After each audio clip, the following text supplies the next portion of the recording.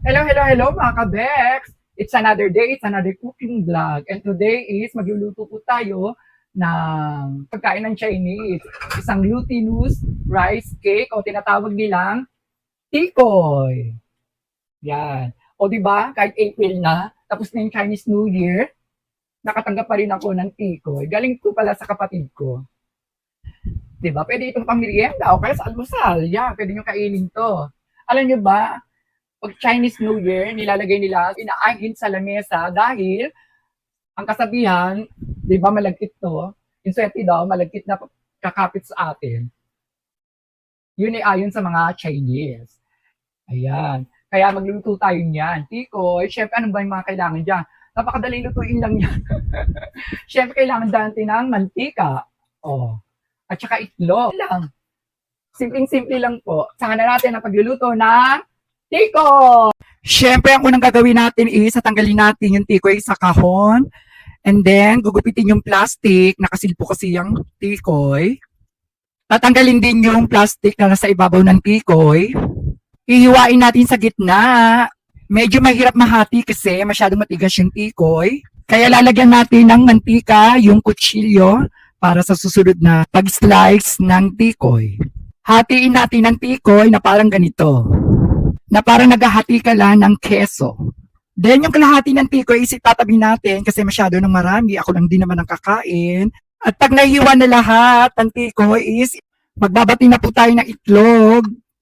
Then lagay natin isa-isa yung nahiwang tikoy sa binating itlog.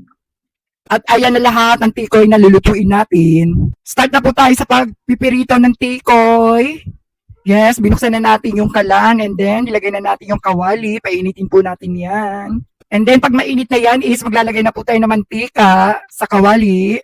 And then pag mainit na yung mantika is ready na po tayo maglagay ng tikoy sa kawali. Ang isa pa at meron pa hanggang maging 5 ang isasalang natin. Then pagluto na baliktarin natin sa kabilang side. Yes, yung isang side naman ang lulutuin natin. At pag malambot na, ibig sabihin luto na yung tikoy. At pwede na hanguin, patiktikin. At ilagay sa lalagyan. Ganon din ang gagawin natin sa second batch. Maglalagay sa kawali hanggang 5 piraso. And then pagluto na yung kabilang side is babaliktarin natin para maluto naman yung isang side. Hanguin, patiktikin at ilagay sa lalagyan. O diba, same process lang. At sa mga natitira pang batch, ganun lang din ang gagawin natin. At eto na nga, ang ating nalutong tikoy. Pwede sa merienda o almusal.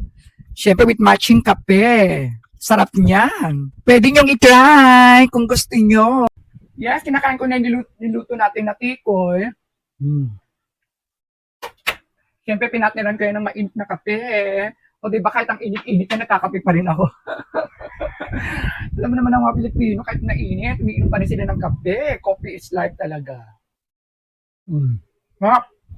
Maraming salamat sa panunood. Sana nag-enjoy kayo at may natutunan sa aking nilutong merienda. Kayo nang bahala kung merienda o hindi naman pwedeng ulam. Diba? At kung nag-enjoy kayo, please like, share, and follow me para updated kayo sa mga susunod ko pang lulutuin pagkain Pilipino. See you on my next luto. Bye! Sarap!